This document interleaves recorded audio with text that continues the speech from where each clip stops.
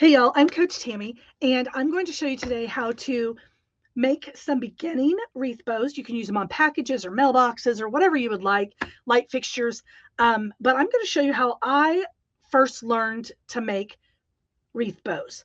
Is super simple. Now, there are people out there that do exact measurements. I am not those people. I will tell you, I'm going to measure. I am going to do several different fabrics because I want you to see the variations in it. 26 to 28 inches.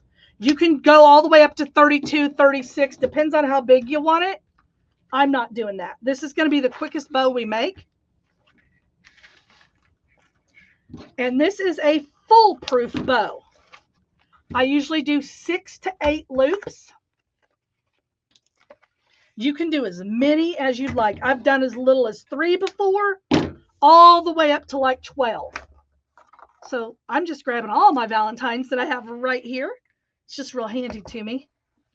I have lots of pink and stuff still all over my shop. So I'm just, whatever I have handy is what I'm using right now. I want to make sure to get another 2.5 in there. You don't have to. You could do 4-inch. You could do all 2-inch. You could, or 2.5 inch. You could do all 1.5 inch. It doesn't matter. Okay. So this is what I do. I decide what I want on the bottom. I decide what I want on the top. And I just stack them like that. No rhyme or reason for anybody else but myself, okay? Okay, now notice there's a whole lot of Swiss dot in here. We can't have Swiss dot, Swiss dot, Swiss dot. That's why I lay them out to see how I'm going to put them in. That one is going to go on top. I do always try to do the 7/8 or the 5/8 on the very, very top. So then I turn it over.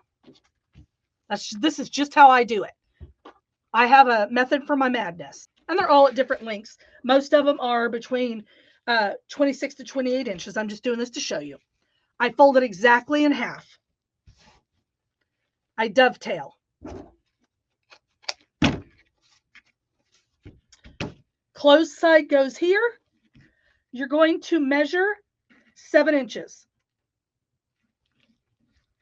Between 5 and 7. You want that back loop to be big. Just like this. Pretty side. Flip it up. Peace sign. Twist. You're going to hold it in your hand. You're going to do the next one. Exact, and you don't have to hold it in your hand. If you can't, you can put it right down in the Easy Bow Maker.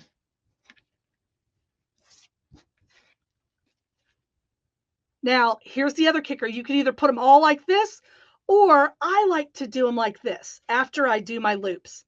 So I come up here, I twist it.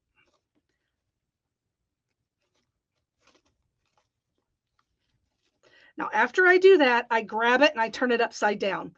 It's just something I've always done. Again, about 7 inches. Pinch it.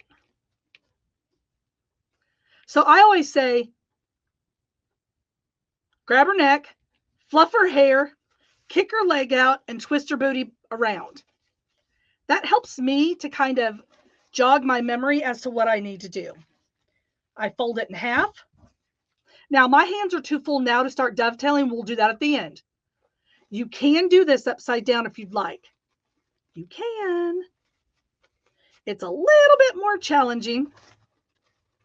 I always do it this way and then flip it over. Now you grab that and you turn it on its, just like that. Looks crazy right now, right?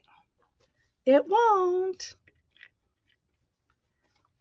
Okay, we're going to do that side. You can have all different loops or very similar. I'm doing all about 6 to 7 inches. Now this one, I am going to do the same way.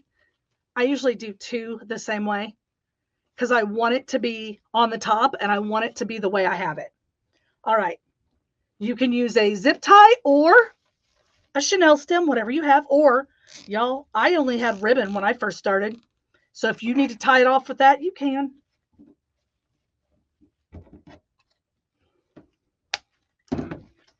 Okay. First thing I like to do is go in and dovetail everything. The initial cut.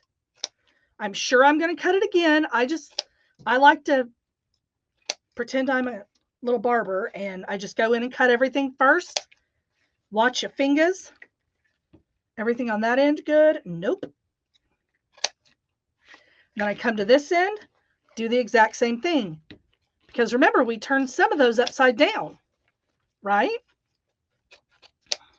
I got all these dovetailed. Now, all you have to do is start at the back and just start growing your bow. I usually do one side and then I do the other. Remember, if your tails are perpendicular, everything will be fine. So here's a loop. There's the tails. And you could do one over here. This, honest to goodness, I wish I had learned this method first before anything else. This is called a funky bow, but it honestly is the easiest bow. All you're doing is layering. That's it. But I did some upside down and some right side up. And it makes this super stinking cute. And remember, this tail needs to be on the other end. The loops, see how I'm doing that? The loop is like that, and then one tail goes to each side. Or just do it until you like it. That's what I always tell people. It's your bow, it's your design. Do it until you like it. But look how easy and simple. I don't want to say easy because, listen, bow making is an art, and it does take practice. But the one thing I really like about this bow is it looks like it took a lot of work. It didn't. It only took 1, 2, 3, 4, 5, 6. I wanted to make sure there were 6. It only took 6 ribbons and 5 minutes. Now, I could do this in less than a minute once you start practicing. Okay? So there you have it. That is called a funky bow. If you guys want to learn more about ribbon making or the art of wreath making, you can join us anytime over at Deco Exchange in our creative coaching group, where we teach 6 nights a week and have 7 coaches that are just itching to teach you their famous bow methods.